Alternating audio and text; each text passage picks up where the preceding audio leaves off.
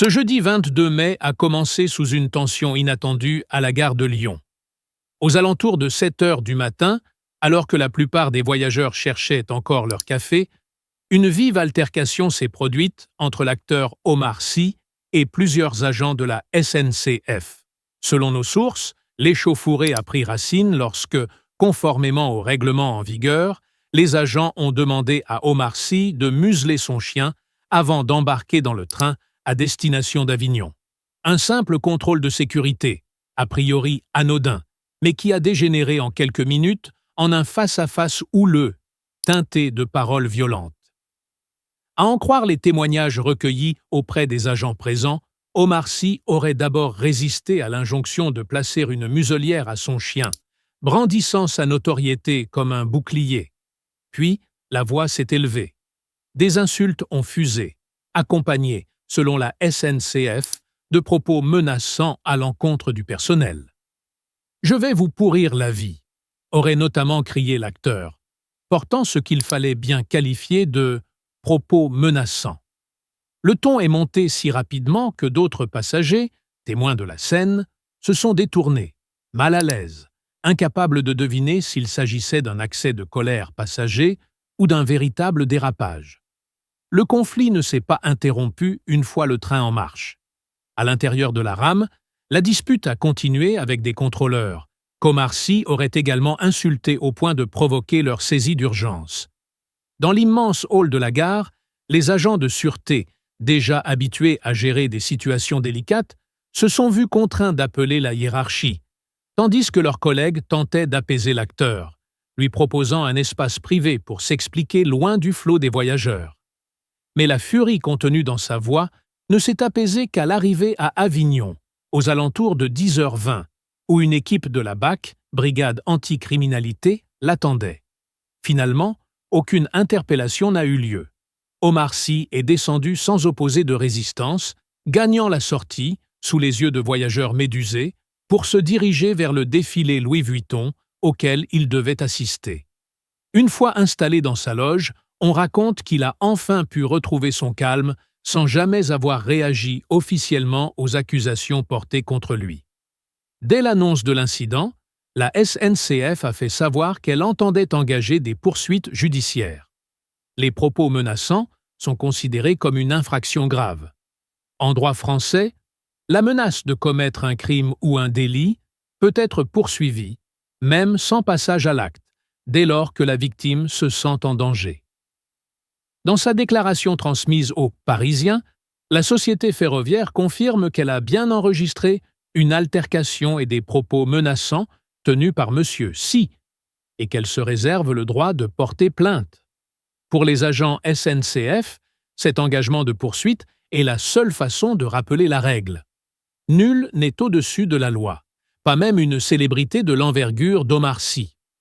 En analysant les motivations possibles de cet accès de rage, plusieurs hypothèses se dégagent. D'abord, l'épuisement d'un planning surchargé.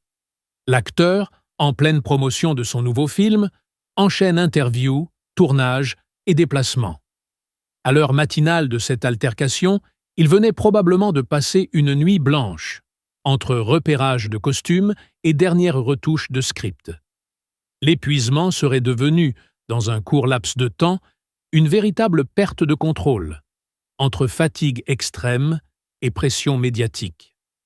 Ensuite, un attachement viscéral à son fidèle compagnon canin, perçu comme une présence rassurante au milieu de ce tourbillon quotidien.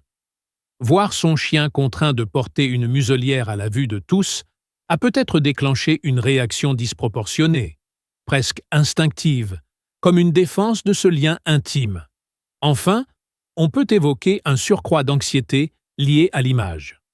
Omar Sy, l'acteur qui incarne la réussite à la française, sold-out mondial, César du meilleur acteur, symbole d'une diversité enfin célébrée, a toujours cultivé une proximité avec son public. Se soumettre à un contrôle de zone canine peut apparaître pour lui comme une remise en cause de son statut, une humiliation publique. Bien que cette perception n'excuse en rien ses propos, elle permet néanmoins de comprendre comment la frontière entre la célébrité et l'homme ordinaire peut se révéler particulièrement précaire.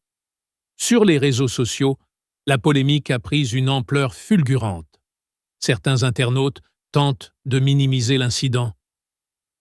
C'est juste un excès de stress, lâchons-lui la grappe, tandis que d'autres s'insurgent. Comment un immense artiste peut-il menacer la vie de simples agents? Un peu plus mesurés, les avocats spécialisés rappellent que, même pour un citoyen célèbre, l'injure et la menace restent sanctionnables. De fait, la question centrale posée par cette affaire est celle de la responsabilité. Jusqu'où un comédien peut-il user de son statut pour échapper à la réprimande?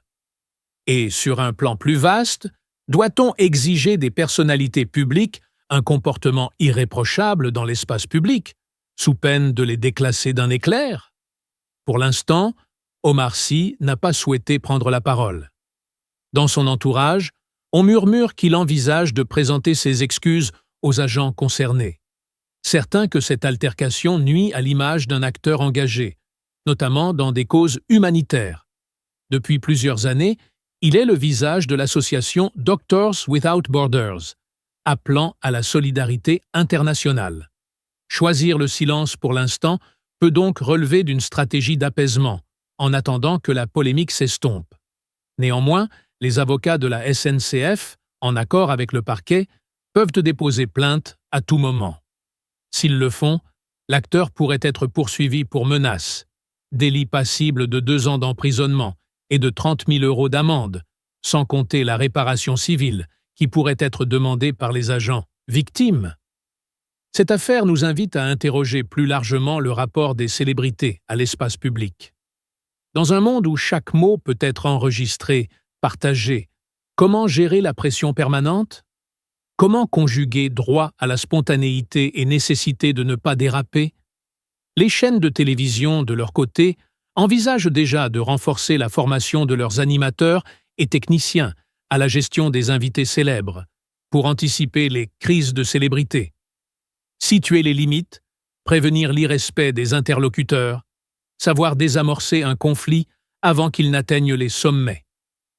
Paradoxalement, l'altercation entre Omar Sy et la SNCF pourrait devenir un cas d'école, enseigné dans les écoles de journalisme comme un exemple de ce qu'il ne faut pas faire en plateau. Manquer de tact, sous-estimer le contexte psychologique et exploser face à un règlement pourtant élémentaire. En attendant, les regards se tournent vers l'avenir. Omar Sy retrouvera-t-il sa place dans la communauté des artistes, celle d'un homme aimé du public, ou bien restera-t-il marqué par cette fulgurante explosion? À la SNCF, on prépare le dépôt de plainte avec la plus grande prudence. Il faut rassembler les témoignages, enregistrer les PV, assurer un suivi des agents concernés par l'agression verbale. Au-delà de l'aspect pécuniaire, c'est la culpabilité symbolique qui se joue ici. Accepter ou refuser qu'une star puisse se soustraire, même momentanément, aux lois républicaines. À la fois comique et terrifiant, ce tête-à-tête va peser sur l'image de la société ferroviaire et de l'acteur tant apprécié. Une chose est certaine, quand la justice, la célébrité et le règlement interne d'une entreprise se télescopent, le spectacle médiatique, d'abord perçu comme anecdotique, peut devenir le symbole d'un malaise sociétal. Car tous, en filigrane, nous sommes témoins de la même question. Dans quelle mesure la notoriété d'un individu peut-elle l'exonérer, ne serait-ce qu'un instant, de respecter les mêmes règles que ceux qui l'ont porté vers le succès? Au cœur de cette controverse brille une lueur d'indignation, mais aussi un souhait d'humanité. Que chacun, quel que soit son statut, rende compte de ses actes et assume ses paroles. Rien de plus, rien de moins. Allons-nous, à l'aube de l'ère post-Covid, vers une hypersensibilité médiatique, où une simple demande de mettre une muselière à un chien peut déclencher une crise d'ampleur nationale? La suite, inévitablement, nous la jugerons aux audiences de « C'est à vous » et, plus encore, aux décisions qui seront prises devant la justice. Car Omar Sy risque gros, et ce n'est pas seulement une question de réputation. C'est tout le contrat moral entre vedette et société qui est en jeu, affichés, déchirés et recomposés sous la lumière crue des caméras. Avant de clore cette enquête pleine de rebondissements et de questions sans réponse, rappelons-nous une chose essentielle. Derrière chaque headline choc, derrière chaque déclaration publique, se dessine un homme, un visage, un destin qui mérite qu'on aille au-delà des apparences. Omar Sy, figure adulée et controversée, n'est pas simplement un coupable potentiel, ni un nom à épingler en gros titres. Il incarne surtout les contradictions d'une célébrité qui, sous la pression du direct et des caméras, peut basculer en un instant. Vous avez désormais sous les yeux le récit d'un face-à-face explosif entre un artiste au sommet et les règles impitoyables du quotidien. L'obligation de museler un chien, la loi du transport ferroviaire, la défiance d'agents obligés de maintenir l'ordre, et, au final, la violence verbale d'un homme en quête de respect.